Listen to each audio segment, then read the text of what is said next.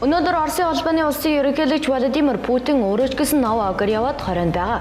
Путин тэндээсээ гарахгүй байгаа болохоор бусад хүмүүс ч гэсэн гарахгүй гэсэн. Гэрээсээ гарах гэдэг нь ард иргэдийн хувьд өнөөдөр өхөл амьдралын чухал асуудал болгоод байгаа. Путин өнгөрсөн 7 хоног дахин мужийн амын захирагч нартай зайнаас уулзалт хийв. Тус уулзалтаар мужууд Москваг хараад байх биш харин өөрсдөө асуудлаа дотроо шийдвэрлэхээр болсон. Гэхдээ шийдвэр гаргахдаа тухайн газар хэр их өвчлөл байгаагаас шууд хамаарна гэж хэлв. Мөн 20 цэрийн хугацааг 4-р сарын 31-нд дуустал сунгахаар болсноо тэрээр мэдгдлээ. Харин улс орны нэн чухал салбарынхан буюу ард түмнээ эмчилж, хооллож, хамгааж байгаа хүмүүс ажлаа хийвэр нүргэжлүүлэх юм. Үүнээс гадна улс орны амин чухал хэсгийг хариуцж байгаа дарга нар ажилдаа явж шийдвэр гаргадаг ажлаа хийнэ. Хэрвээ 20 цэрэг туслан гэвэл бизнесийн нөлөө хүмүүсийн шаардлагаарч биш, харин эрдэмтдийг сонсох ёстой гэдгийг тэд ойлгох хэрэгтэй болох нь. Харин вирус судлаачид тэдэнд туслахад бэлэн байгаа. Путин болон вирус судлаач нар бусдын алдаан дээр суралцах хэрэгтэй гэж нэгэн дугаар хэлж байгаа. Оросууд энэ тал дээр сайн ажиллаж байгааг Дэлхийн эрүүл мэндийн байгууллага баталж байна. Харин ард түмэнд энэ арга хэмжээнүүд төдийлөн таалагдахгүй байгаа гинэ. Энд зөвхөн ухамсарын асуудал яригдж байгаа юм биш. Гэртээ суухгүй байгаагаа тэд талхны мөнгөгүй болохоос айж байна гэж тайлбарлаж байгаа. Гэхдээ энэ хугацаанд төр тэднийг сонсож бас ойлгож байгаа гэдгийг харуулсан. Тиймээс 3 сарын турш 5,000 рубль авах ёстой хүмүүсээс гадна насанд хүрээгүй хүүхэдтэй эцэг эхчүүд ажилгүй болсон тохиолдолд энэ мөнгийг авахар болсон. 3 дугаар сарын 1-ээс хойш хандсан хүн болгонд ажилгүйдлийн тэтгэмж өгөхөөр боллоо. Хүмүүсийг гадуур гаргахгүй тул жолооны болон хөдөлгөөний бэрхшээлтэй иргэдийн үнэмлэхийг шууд сунгахар болов. Зээлийн төлбөрийг хойшлуулж жижиг ба дунд үйлдвэр эрхлэгч нарт зориулсан зээл болон ипотекийн бага хүүтэй зээлийг олгохоор боллоо. Мөн энэ хурлааны үеэр гадаадад үлдсэн хүмүүсийг авчирхаар болсон гэж Мишустын мэдгдлээ. Эхэлж жуулчлахаар явсан хүмүүсийг авчирна. Харин дараа нь тэнд байнгын оршин суудаг хүмүүсийг авчирна. Оросын авиа компани виз авсан хүмүүс бүгдийг нь үнэгүй авчирхаар болсон. Мөн төрийн туслалцаа зайлшгүй шаардлагатай байгаа үйлдвэрлэлийн жагсаалтанд нийтийн хоол, спортын техникумд, аялал жуулчлал болон зочид буудлын бизнес, соёл урлаг тээвэр гээд одоо санаа зовж байгаа жижиг дунд үйлдвэрлэлүүдийг нэмж оруулахаар болсон байна. Челябинск хотын захирагчийн хэвлэлийн ажилтны шинэ коронавирус туссан гэдгийг мэдсэний дараа гэрийн хорионд орсон хэдий ч ажлаа гэрээсээ хийж байгаа. Юу ч өөрчлөгдөхгүй гэж хэллээ. Мөн зайнаас ажлаа хийгээд тусгаарлалтанд байгаа сурчсан сансрын нисгэгч нарт Путин олон улсын сансрын нисгэгчдийн баярын мэндчилгээ дэвшүүллээ. Энэ 7 хоногт Орос даяар цагдаагийнхан шалгалтаа чангатгав. Өнгөрсөн пүрэв гарагт тухайн хүнийг шалгаад зөвхөн анхааруулга өгөөд явуулж байсан бол бям гаргаас эхлэн тэдэнд арга хэмжээ авч эхэллээ. Зөвшөөрлгүй явж байгаа саатуулагдсан эхний тохиолдолд 4,000 рубль, хэрвээ автомашин жолоодож байсан бол 5,000 рублээр торгохжээ.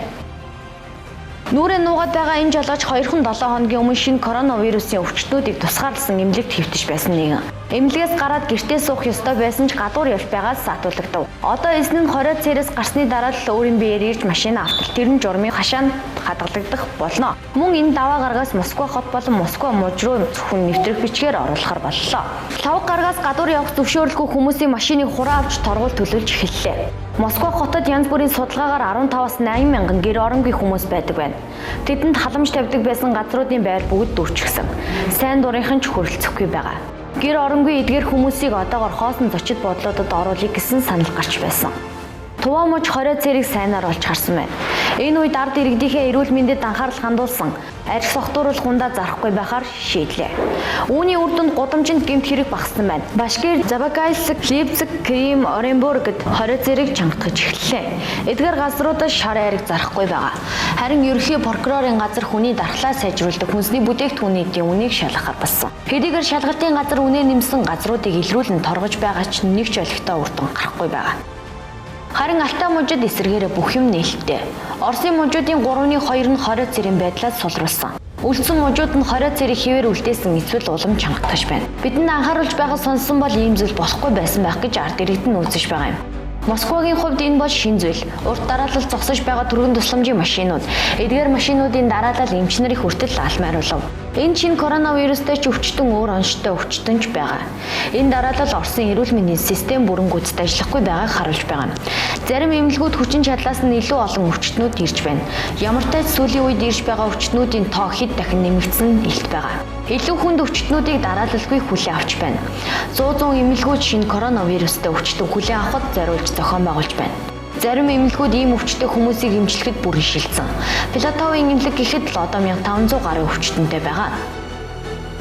Оросын эмч нар ард иргэдэд хандуу хэллээ.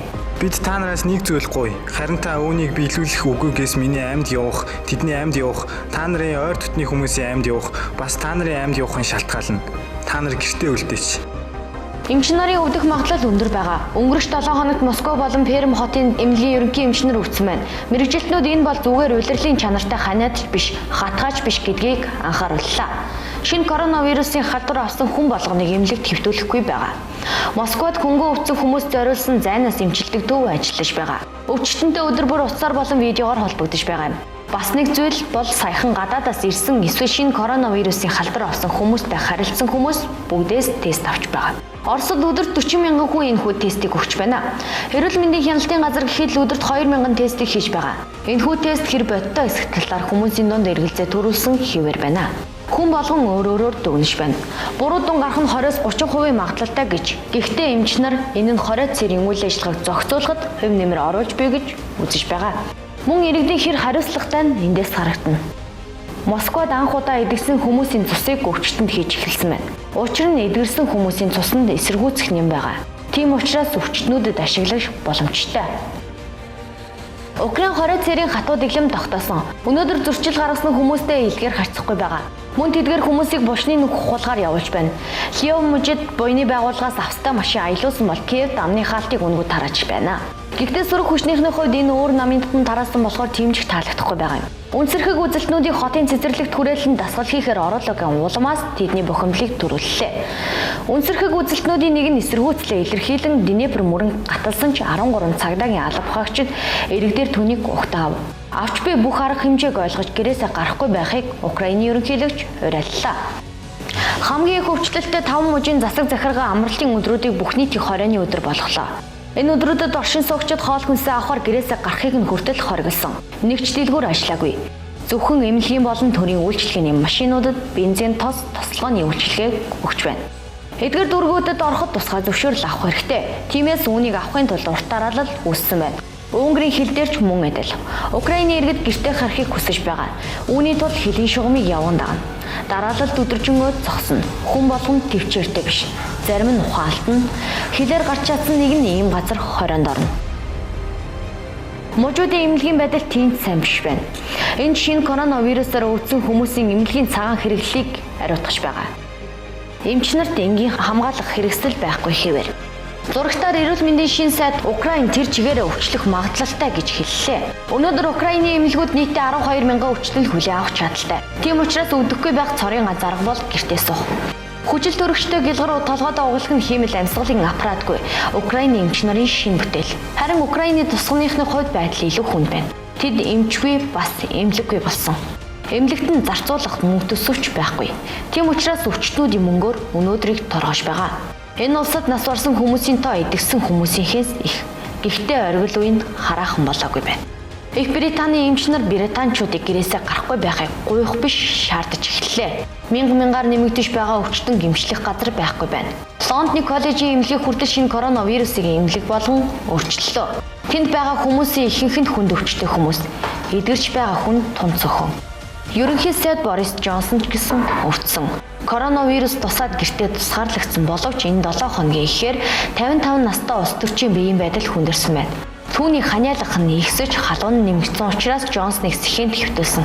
Гэхдээ хурдан сайжирч эмнэлгээс гарсан. Эмнэлэгт байхад нь улс орны удирдагч нар түүнийг сэтгэл санаагаар их дэмжсэн.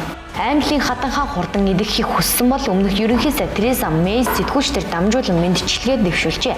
Британий засгийн газрыг одоохондоо гадаад хэргийн сайд нь удирдах байгаа. Зарим нэгэн британчуудыг 20 зэрэг тоохгүй цэцэрлэгт хүрээлэн зугаалж дугуйнсан хэвээр байна. Энэ улсад одоогоор 60 мянган гаруй хүн өвдөж 7 мянган хүн нас барсан. Тэдгээрийн дотор Абдул Мамуд Чолтхари эмч байсан. Энэ эмч Борис Джонсон коронавирусын талаар сэрэмжлүүд засгийн газар эмч нарыг яаралтай бэлдэх ёстой гэж тухайн үед анхааруулж байжээ. Харин засгийн газар эмч нарыг энгийн хамгаалах хэрэгслээрч хангаагүй. Жишээ нь Лондоны хойд дүүргийн эмч нар арга ядсандаа хогийн сав өмсөх хэрэгтэй болоод байсан юм.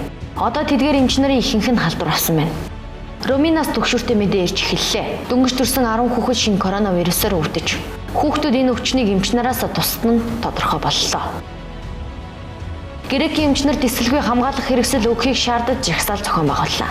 Цагдаа нар тэднийг тарахыг шаардсан ч түүний хинч хүлээж авсангүй. Хамгаалах хэрэгсэл ийм хиймэл амьсгалын аппаратны төлөө евро жинхэнэ дайм болж байна. Хятадаас худалдаж аваад католикийн нийт хүргэж өгөх гэж байсан ийм эмнэлгийн бүтээгдэхүүнүүдийг Их Британичууд замаас нь авсан гэж Испани улс хэвлэл мэдээллийн хэрэгслээрээ мэдээллээ. Каталон өнөөдөр нас барсан хүнийхээ тоогоор Испанд тэргүүлж байгаа.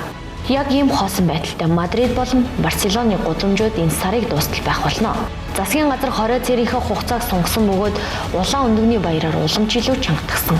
Харин энэ баяр зориулсан мөргөл 500 жилийн түүхэнд анх удаа Колизеийн дэргэд биш, харин Гиген Петрийн сүмийн дэргэд боллоо. Өмнө нь хэдэн мянган сүсэгтэн оролцдог байсан бол вируссээс болоод Гиген Папыг ердөө 10 хүн л дагсан байна. Италид 20 цэрэг 5 дугаар сарын 3-ны өдрийг хүртэл сунглаа. Энэхүү эмнэлгүүдийн сэхэн амьдруулах тасаг бараг дайны талбар шиг байна гэж эмч нар ярьж байна. Дэлгүүр эмийн сан явах гээд хүн болгонд л нэгэндээ чадах чинээгээрээ тусалж байна. Венецид сайн дурынхан ахмад хүмүүс зориулж хоол хүнсийг нь хүргэж өгч байгаа бол Тосканд шуудангийн хайрцгаар амныхаа л тарааж байна. Хамгийн гайхалтай нь Италийн маф хүртэл сайн санааны ажилд нэгтлээ. Шинэ коронавирусаас болж ажлаа алдсан хүмүүст мафийнхан мөнгө болон хоол хүнсээр тусалж байгаа юм. Францад өрнөж байгаа хатуу 20 цээр үргэлжлэх магадлалтай болоод байна. Одоо сэхэн амьдруулах тасагт хамгийн их хүн буюу 700 мянган гаруй хүн байгаа юм. Шарль де Голль усан онгоцны багийн 50 хүнээс коронавирус илэрсэн. Гэртээ сууж байгаа хүмүүсийг жаахан ч гэсэн сэтгэл санаагаар дэмжихийн тулд ерөнхийлөгч Макрон талархал илэрхийлэн гудамжаар явсан байна. Францын эдийн засгийн сайд тус улсын дэлхийн 2 дугаар дайны үеийнхтэй адил эдийн засгийн хямралыг ирмэгдээр байна гэж мэдээллээ. Харин Bloomberg-ийн шинжээч нар энэ өвчнөөс болж Европ даяар эдийн засгийн хямрал болно гэж таамаглалт дэвшүүлж байгаа нь. Учир нь томоохон үйлдвэрүүдийн үйл ажиллагаа зогсоосон байгаа. Герман фашин хил дээр олон километр үргэлжилсэн төгжрөл үүсээд байна. Учир нь шингээний орнуудын хоорондын хөдөлгөөнийг 5 дугаар сарын 15-ны хүртэл Европын холбоо хязгаарлалцгаад байгаа.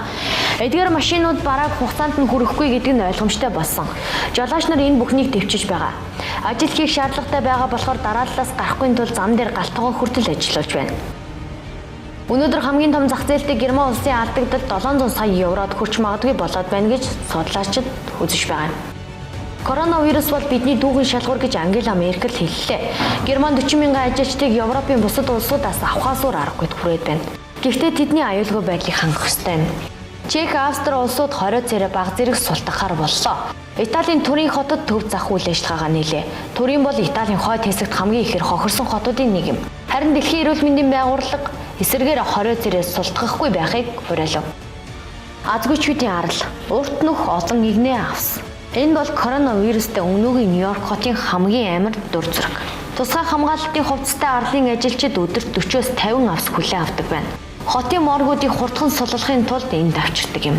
Одоо хотын моргт нас барсан хүнийг удаан хадгалах болсон. Зарим газар хүнсний дэлгүүрүүдэд урт дараалал үүссэн хэвээрээ байгаа. Висконсинд сонгуулийг хойшлуулахааргүй болсон. Зүгээр л зайгаа барихад болно гэв.